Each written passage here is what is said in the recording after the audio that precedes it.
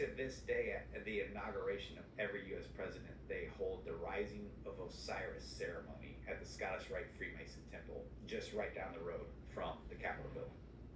By the way, the obelisk in Washington, D.C. is the phallus of Nimrod, across from the womb of Semiramis, which is Columbia. That's why it's called the District of Columbia. And they believe that there's going to come a time where Osiris is Nimrod, is Apollo. So it's all Nimrodian worship, that they believe that there's going to come a time where the U.S. will be the revived Atlantean empire that's going to rise from the ashes, and the gods of old will return on the earth to rule and reign men.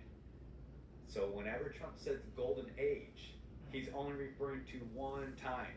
Golden age is specifically about the gods of old, which we know are Nephilimic base, Rephaim, hybridization. We know what was going on in ancient. We have the Bible, Genesis 6, right?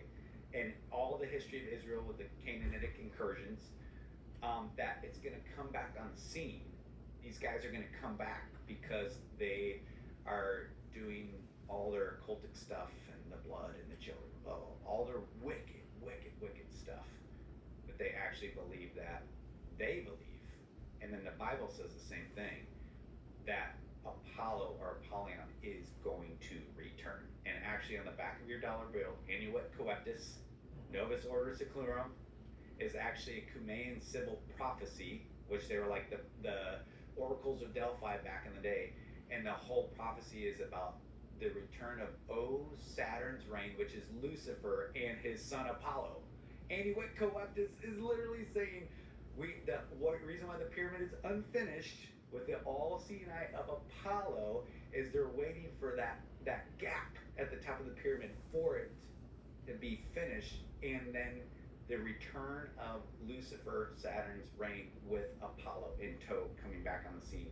It's the largest circulated currency in human history, saying this is what we're looking for, this is what we're looking for, this is what we're waiting for, this is what we're longing for.